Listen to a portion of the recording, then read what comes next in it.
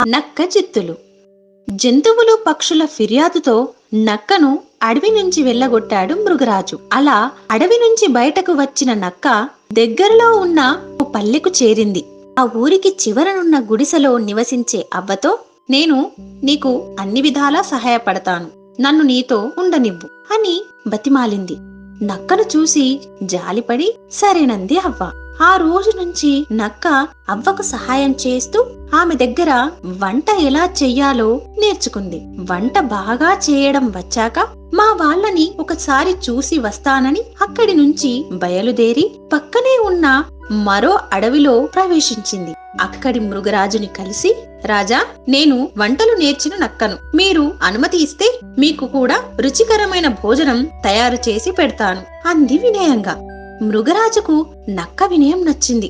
సరే, ముందు వంట చెయ్యి, నాకు నచ్చితే ఇక్కడే ఉందువు